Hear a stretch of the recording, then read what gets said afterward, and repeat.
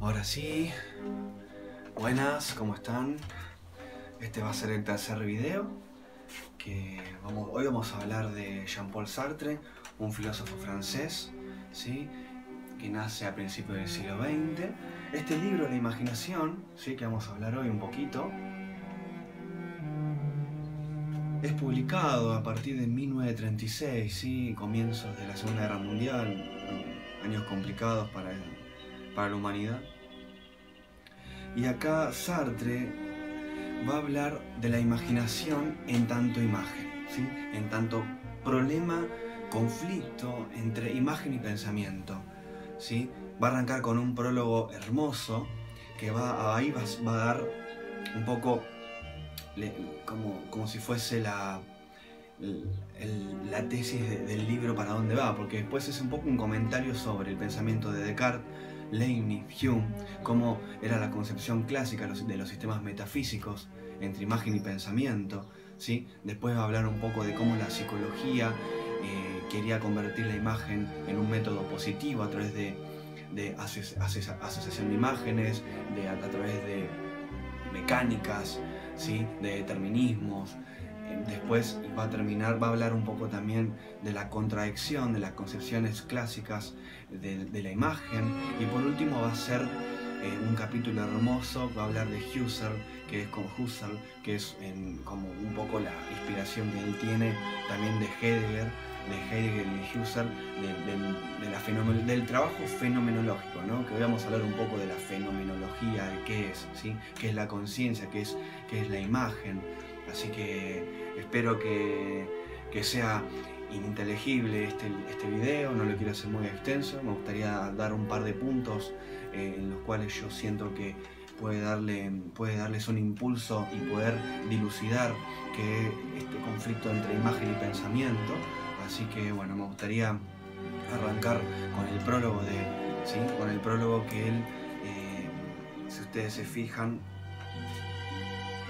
es un poco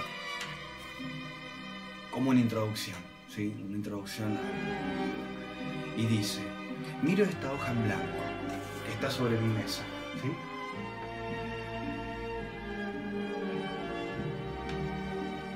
Advierto su forma, su color, su posición. Así arranca la introducción, ¿no? Estas distintas cualidades presentan algunos rasgos comunes. En primer lugar, se ofrecen a mi mirada como existencias, solo susceptibles de ser comprobadas y cuyo ser no depende en modo alguno de mi capricho. Son para mí, no son yo, ¿sí? Lo que yo estoy viendo de la hoja, ¿sí? Es una representación mía, ¿sí? Pero no son yo, es una representación para mí, ¿sí? Pero no son tampoco el otro, ¿sí? O sea, es decir, no dependen de ninguna espontaneidad, ni mía ni de otra conciencia, ¿sí? Esta presentación están presentes a inertes a la vez. Esta inercia del contenido sensible, a menudo descrita, es la existencia en sí, ¿sí? Nosotros vemos la existencia en sí de la hoja, ¿sí? Pero ¿qué pasa cuando nosotros apartamos la mirada? Seguimos viendo la hoja, ¿sí? Seguimos viendo la misma blancura, la misma forma, ¿sí? Pero el problema acá es pensar, es confundir. Acá Sartre va a hacer una distinción entre esencia y existencia, ¿sí? Ustedes piensan que una de las famosas frases de Sartre es: la existencia precede a la esencia, ¿sí? Y acá ya vemos un poco, por eso yo quería traerles este libro, para poder reflexionar sobre la imagen, ¿sí? Y el pensamiento, de las ideas, de las percepciones, ¿sí? Y acá ya en la introducción, ya Sartre nos va a hacer esta distinción entre existencia de la cosa y la esencia de la cosa, ¿sí? Y ya por eso ya arranca así, ¿no? Viendo una hoja en blanco a través de mi escritorio. Dice: es inútil discutir si esta hoja se reduce a un conjunto de representaciones o si es y debe ser algo más. Es inútil discutir si esta hoja se reduce a un...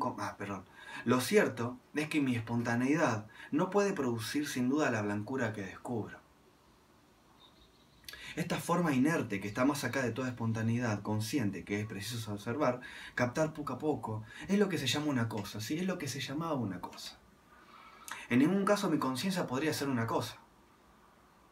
porque su modo de ser en sí es precisamente un ser para sí. Esto es muy importante. Existe. Existir para ella, para la conciencia, es tener conciencia de su existencia. ¿Sí? Esto es hermoso. Quiero ver si estoy filmando. Buenísimo. ¿Sí? Esto también es un punto muy importante. Porque lo que nos distingue, digamos, de otros seres vivos es el para sí. ¿Sí? Esto es lo novedoso en Sartre. El para sí vendría a ser el existir de la conciencia que se reconoce como conciencia. ¿Sí? La autoconciencia, ¿no? Dice, aparece como una pura espontaneidad frente al mundo de las cosas que es pura inercia. Podemos, pues, establecer desde un comienzo dos tipos de existencia. En efecto, las cosas, en cuanto inertes, escapan al dominio de la conciencia. Su inercia la salvaguarda y se preserva su autonomía. Pero he aquí que ahora miro en otra dirección, ¿sí? Por ejemplo, yo ya miro en otra dirección, ¿sí? Ya no veo la hoja en papel. Veo ahora el papel gris de la pared, ¿no? Veo otra cosa. La hoja deja de estar presente, dice acá, ¿no? No está más ahí. Sin embargo, sé perfectamente que no ha desaparecido. Su inercia la preserva de ella. ¿Sí? Su inercia, su movimiento, ¿sí? La hoja sigue estando acá, las cosas siguen estando aunque yo ya no las mire. ¿Sí? Aunque yo mire otra cosa, el mundo sigue en su infinidad, ¿no? En su movimiento infinito, ¿sí? En su inercia. ¿Sí? No obstante, hela aquí de nuevo, dice Sartre, ¿no? No obstante, la puedo imaginar, la puedo pensar. No he girado la cabeza. Mi mirada está siempre dirigida hacia el papel gris, hacia otra cosa. Nada se ha movido en la pieza. No obstante, la hoja se me aparece de nuevo con su forma, su color y su posición. Y sé perfectamente, en el momento en que se me aparece, que es precisamente la hoja que veía hace un instante. ¿Sí? Esto es importante. ¿Es en verdad ella en persona? O sea, yo lo que me estoy imaginando, ¿sí? Que es la hoja que estaba mirando hace un instante. ¿Es la imagen en sí? Sartre va a responder sí y no. Esto es muy importante. La imagen que se me presenta en mi conciencia, con su blancura, con su forma, con su ¿cómo se dice? Con su cualidad, ¿sí? ¿Es ella en persona? Sí y no. Por cierto, afirmo que es la misma hoja con las mismas cualidades, ¿no? Lo mismo, ¿no? Reafirmo. Pero no desconozco que esa hoja ha quedado allá. Sé que no gozo de su presencia, dice, ¿no? Si quiero verla realmente, tengo que volverme hacia mi escritorio y dirigir la mirada hacia el secante en que está la hoja. La hoja que se me aparece en este momento tiene una identidad de esencia, ¿sí? Esto es importante. Con la hoja que veía hace un instante. ¿Sí? O sea, que la imagen que se me presenta en la conciencia tiene una identidad de esencia, ¿sí? No de existencia, ¿sí? Y por esencia, no entiendo solamente la estructura, sino también la individualidad misma, ¿sí? Solo que esta identidad de esencia no va acompañada de una identidad de existencia. Fíjense esto, ¿no? Esto. ¿Cómo se relaciona esta frase que dijimos hoy temprano? La existencia precede a la esencia, ¿no? La conciencia la conciencia, que es un conjunto de imágenes, ¿sí? Lo que se le presenta, ¿sí? A esta conciencia, ¿sí? Es una entidad de la esencia de la imagen, no de existencia como pensaba Descartes, por ejemplo, ¿no? Descartes pensaba que la imagen era una cosa, nosotros somos una cosa que piensa, decía él, ¿no? Un alma que piensa, una cosa que piensa, ¿no? Acá ya empezamos a ver un poco, ¿no? Cómo empieza a ver este recorrido que hace Sartre desde los clásicos sistemas metafísicos, Descartes, Spinoza, Leibniz, Hume, ¿no? Ahí ya empezamos a ver la relación que existía entre el pensamiento e imagen, ¿sí? Sigo leyendo, después ya vamos a adentrarnos en el pensamiento de Descartes, ¿sí? Ese es el primer capítulo. Hasta ahora estamos en la introducción, ¿sí? Quedémonos con la representación de la imagen en el escritorio, ¿sí? Con sus cualidades, ¿sí? La existencia de la imagen, de la hoja, y después cuando yo miro para otro lado, lo que yo me imagino, ¿sí? Que es una esencia de esa imagen, ¿sí?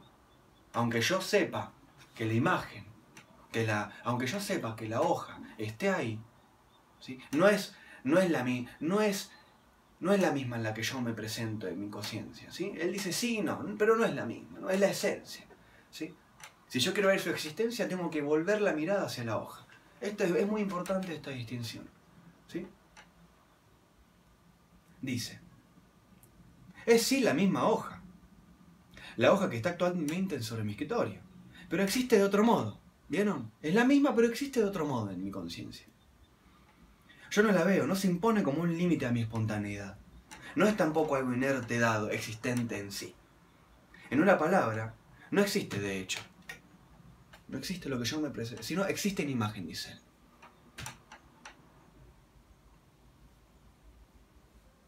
Y para no hacerlo tan larga la introducción, dice, ¿confunde usted a veces la imagen de su hermano con su presencia real? Un ejemplo, ¿no? A veces uno, esto de idealizar a alguien, por ejemplo, ¿no? Acá vemos un poco el conflicto entre pensamiento e imagen, entre el mundo y nosotros, por ejemplo, ¿no? Repito la pregunta que dice acá. ¿Confunde usted a veces la imagen de su hermano con su presencia real? Pregunta Sartre. Y la respuesta es, el reconocimiento de la imagen como tal es un dato inmediato del sentido íntimo. Sin embargo, existe una diferencia entre aprender, con H, entre aprender inmediatamente una imagen como imagen y formar pensamientos sobre la naturaleza de las imágenes en general. El único medio de construir una teoría verdadera de la existencia en imagen sería someterse rigurosamente a la exigencia de no adelantar sobre ella nada que no provenga directamente de una experiencia reflexiva. En efecto, la existencia en imagen es un modo de ser sumamente difícil de captar. ¿Por qué? Porque nosotros captamos la esencia de la imagen, no la existencia. Por eso acá pregunta, ¿no? Porque confunde usted a veces la imagen de su hermano con su presencia real, ¿sí? Acuérdense que las cosas, que el mundo de las cosas es pura inercia, ¿sí? Por eso es importante que arranquemos a pensar la imagen, ¿sí? Como una esencia en la conciencia, ¿sí? Si yo quiero realmente conocer su existencia, tengo que verla, ¿no? Como volver mi mirada. La hoja va a estar ahí en su pura inercia, ¿sí? Y acá, bueno, sigamos, ¿sí? En efecto, la existencia en imagen es un modo de ser sumamente difícil de captar, dice acá. Para ello se precisa un concentrado esfuerzo del espíritu. Se precisa sobre todo desprenderse de nuestro casi invencible hábito de construir todos los modos de existencia según el modelo de la existencia física. Aquí, más que en ninguna otra parte, tal confusión de modos de ser es una tentación, ya que al fin y al cabo, la hoja en imagen y la hoja real, la hoja en imagen que yo me presento y la hoja real, no son más que una sola y misma hoja en dos planos diferentes de existencia. Punto final, ¿sí? Me gustaría que esto sea una introducción a la imaginación de Sartre, ¿sí? Después, voy a adelantarme un poquito y voy a hablar un poco de cómo dice, cómo Descartes pensaba la imagen como una cosa y que toda la concepción clásica pensaba la imagen como una cosa, ¿sí? Dice, todos o casi todos han incurrido en la confusión antes señalada entre identidad de esencia e identidad de existencia, ¿sí? Acuérdense esta distinción de esencia y existencia, ¿sí? Todos han construido la teoría de la imagen a priori. Y cuando han retornado a la experiencia ya era demasiado tarde. ¿Sí? Acuérdense, porque la experiencia, en su pura inercia, si nosotros pensamos la imagen como existencia, como cosa, cuando volvemos a la experiencia ya es tarde, dice Sartre. Porque porque todo el tiempo está en un movimiento infinito, la imagen, ¿sí? Y la conciencia está interrelacionado en ese movimiento, en esa inercia también, ¿sí? Cuando nosotros hablamos, por ejemplo, de una verdad establecida, ¿no? Del establishment, ¿no? Esto es así, ¿vieron? Esto es así porque es así, ¿no? Este pensamiento dogmático, ¿no? Que constipa, hermético, que constipa al alma, al espíritu, ¿sí? Vemos cómo es un pensamiento, digamos, que está en disonancia con la realidad, con la experiencia, con el mundo de las cosas, con la experiencia, que está en constante movimiento, ¿sí? Por eso es muy importante entender esto, y a mí me encantó comprenderlo, porque acá Sartre nos va a hacer entender que la imagen, la imaginación, es una imagen viva, es una imagen que tiene aroma, ¿sí? Acá me gustaría ya ir al capítulo 3, que arranca así. Déjenme ver si estoy grabando. Hermoso, estamos grabando. Y que arranca así, miren el capítulo 3. Ya voy, ¿eh? Ustedes acá. Porque si pensamos la imagen como cosa, ¿no? Pensamos algo estático, fijado, ¿no? Súper racionalizado. Y cuando ya lo terminás de racionalizar esa imagen, cuando volvés a la experiencia, ya es otra cosa la realidad. Ya es otra cosa. Por lo tanto, hay que estar en esa inercia, ¿sí? La imagen requiere esa inercia. Por eso Sartre dice que se requiere un esfuerzo muy grande del espíritu para poder captar, ¿sí?, la existencia de la imagen. Porque siempre está deviniendo, ¿sí? Es hermoso. Pero bueno, para comprender esto, para entenderlo, hay que volver a las concepciones clásicas de los sistemas metafísicos. De Descartes, ¿sí?, donde él pensaba primero y después existía, ¿sí? Yo pienso, luego existo, ¿sí? Era un pensamiento sin imágenes, por así decirlo, el de Descartes. Y en cambio, el de Hume es un pensamiento hecho de imágenes, solo de imágenes, ¿sí? Y ahora les quería leer el capítulo 3, que arranca así. Dice: en la corriente de la conciencia se considera siempre la imagen como un estado sustantivo, pero se le reconoce cierta movilidad, ¿vieron? Vive, se transforma, hay auroras y crepúsculos de la imagen. Es decir, se procura beneficiar a ese antiguo átomo psíquico, con la ductilidad que la idea de continuidad ha proporcionado a toda la vida psíquica, ¿sí? ¿Vieron? Acá ya vemos un poco, ¿sí? En el capítulo 13, que se llama Las contradicciones de la concepción clásica, que acá Sartre habla de artículos que iban saliendo en su momento, ¿no? Y dice: Speyer, en su obra sobre la pensée concrète, perdón mi francés, publicada en 1927, la pensée de concrète, señala que las investigaciones experimentales sobre la naturaleza de la imagen mental se han hecho cada vez más escasas. Después de los trabajos de la escuela de Wurzburgo, sucede que la mayor parte de los psicólogos consideran zanjada la cuestión. Aquí, como en casi todo, se ha venido a parar en un eclecticismo con respecto a esta tendencia a conciliar, a atenuar, a debilitar el artículo de Meyerson que acaba de publicar en un diario de Dumas. Es muy significativo. Y acá, bueno, lo que yo les había dicho, ¿no? Pues eso está bueno porque Sartre acá cita mucho Sartre a pensadores de su momento, de cómo la psicología positivista pensaba la imagen, ¿no? En meras sensaciones y en meras imágenes, literal. Así que, bueno, me gustaría volver al capítulo 1.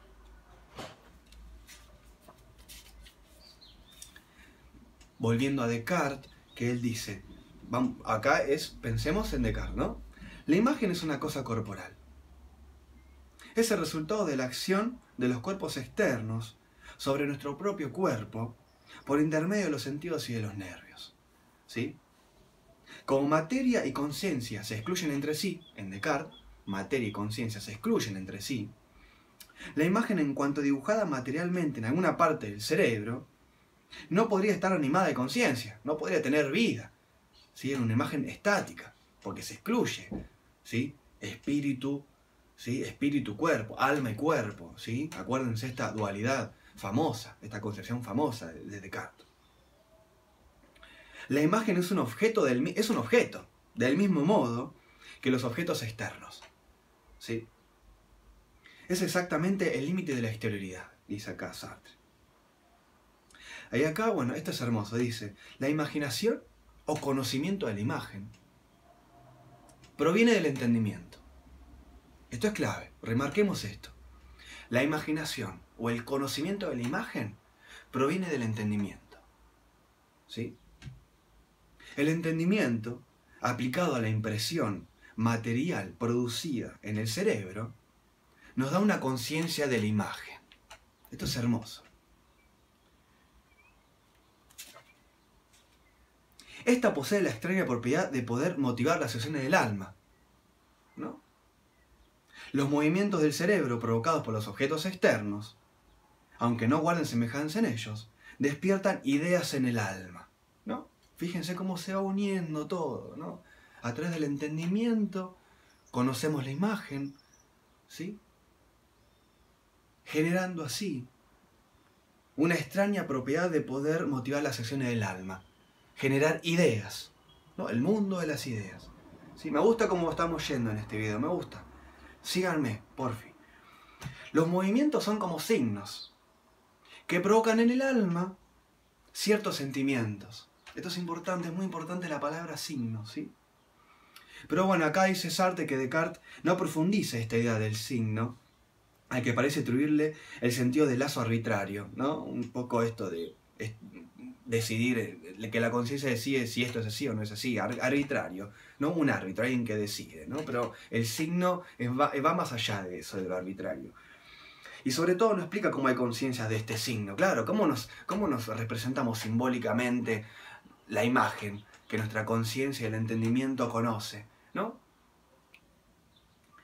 Y bueno, acá dice, no, bueno, acá sigue hablando de la teoría cartesiana, no permite distinguir las sensaciones de los recuerdos o de las ficciones, ¿no? Puesto que en todos los casos se producen los mismos movimientos cerebrales.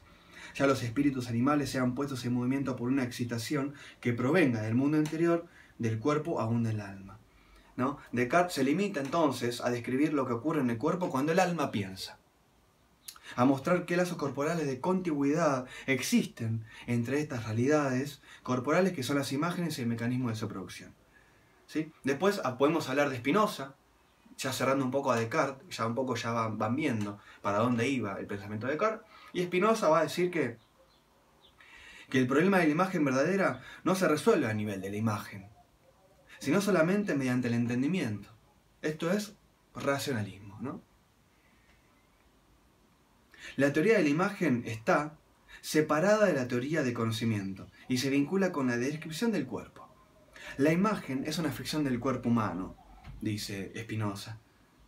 El azar, la contigüidad, el hábito, son las fuentes de la unión entre las imágenes y el recuerdo.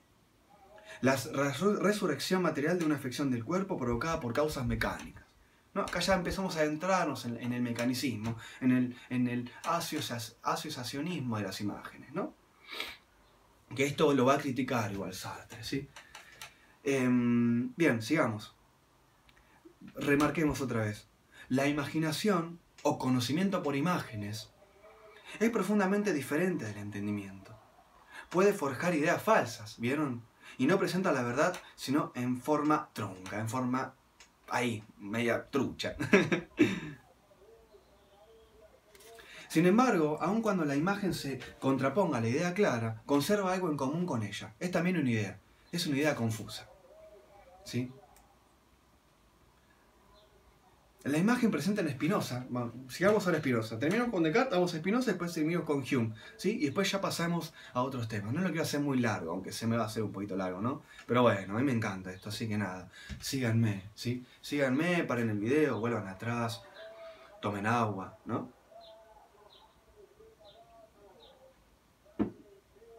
Es muy rico este libro, la imaginación es hermoso. Dice, acá va a ser una distinción con Spinoza entre imagen e idea. La única diferencia entre imagen e idea es entonces que en un caso la expresión del objeto es confusa y en el otro clara. No, acuérdense. ¿Sí? Acuérdense que la distinción entre imagen e idea es una distinción confusa entre el objeto entre el objeto externo. ¿Sí? La confusión proviene del hecho de que todo movimiento, esto es muy importante, de que todo movimiento encierra en sí una infinidad de los movimientos del universo. Y el cerebro recibe una infinidad de modificaciones a las cuales no puede corresponder sin un pensamiento confuso, que encierra la infinidad de las ideas claras que corresponden a cada detalle. Esto es muy importante, es clave para mí entender esto, ¿sí? ¿Por qué es confuso la distinción entre imagen e idea? Dice, las ideas claras están pues contenidas en la idea confusa. Son inconscientes, son percibidas sin ser apercibidas. Solo es apercibida su suma total, que nos parece simple porque ignoramos sus componentes, digamos, ¿no? Por lo tanto, entre imagen e idea hay una diferencia que se reduce casi a una pura diferencia matemática. ¿Sí? Esto es muy importante. La imagen tiene la opacidad de lo infinito, ¿sí? Porque captamos la imagen en su infinidad de los movimientos universales, ¿sí? Y la idea, la claridad de la cantidad finita, ¿sí? O sea, la idea contiene entonces, es como una síntesis, ¿sí? Que no basta al infinito, ¿sí? Sino que contiene algo finito, es una cantidad finita y analizable encima. Y ambas son expresivas, dice Sartre. Esto es muy importante. Acá me gustaría ya dar un poco el cierre de la primera parte del video para no hacer tan extenso, ¿sí? Me gustaría, ahora sigamos, bánquenme, que voy a hacer parte 1.